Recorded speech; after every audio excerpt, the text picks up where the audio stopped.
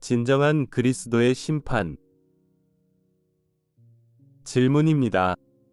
선악을 아는 지식이 판단하지 말라는 신의 경고였다는 것이 사실입니까? 판단하지 않는 것은 무조건적인 사랑의 다른 말입니다. 그렇다면 죄는 인류가 자신과 타인을 판단하기 시작하면서 은혜에서 타락한 것일까요? 상승 마스터 예수, 킴 마이클즈를 통해 전달되었습니다. 심판이 죄라는 주제와 관련이 있다는 것은 맞습니다. 그러나 더 깊은 이해의 층이 있으며 다른 질문에 대한 답변에서 이미 언급했습니다.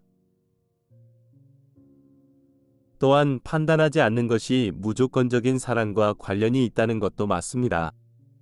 하지만 무조건적인 사랑이 맹목적인 것은 아니라는 점에 주의해야 합니다.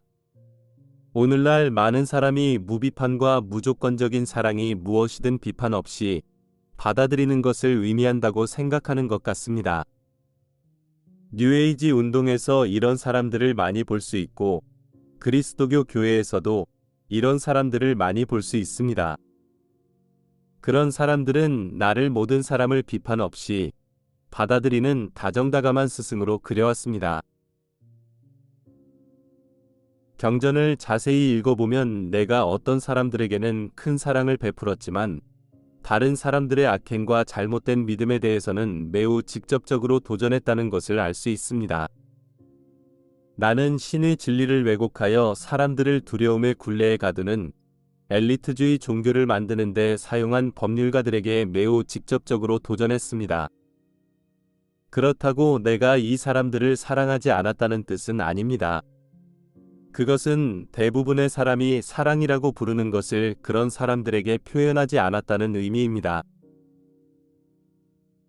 실제로 나는 율법학자들과 법률가들을 향해 사랑을 표현했지만 그것은 그들의 잘못된 믿음에 도전하고 더 높은 곳으로 올라가도록 강요하는 매우 힘든 사랑이었습니다.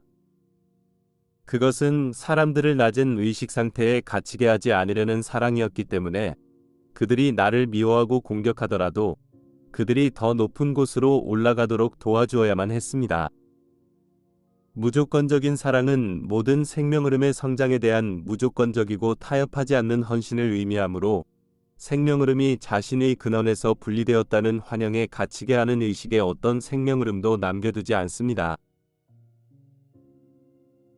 이것은 많은 그리스도교인이 이해하지 못한 점입니다. 성서에서 나는 사람들에게 판단하지 말라고 말하면서도 신이 아들에게 판단하도록 허락하셨고 나의 판단이 참이라고 말했습니다.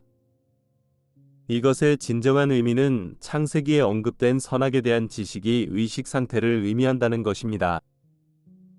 이 웹사이트 전체에서 나는 이 의식 상태를 이원적인 마음이라고 부르며 상대적인 선과 악이라는 두 가지 극적인 반대의 특징이 있다고 설명합니다.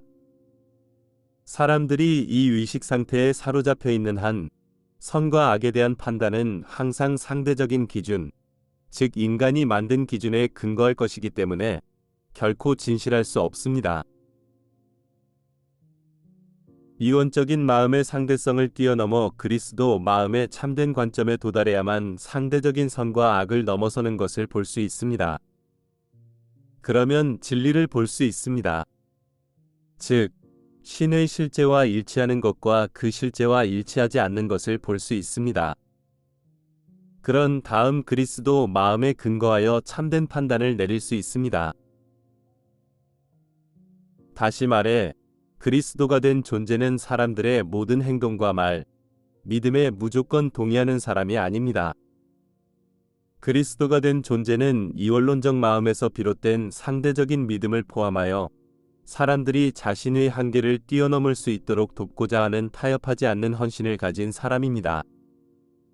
그리스도가 된 존재는 모든 생명 흐름의 성장에 대한 무조건적인 사랑을 가지고 있기 때문에 그리스도가 된 존재는 사람들을 무지의 상태로 내버려 둘 수 없습니다.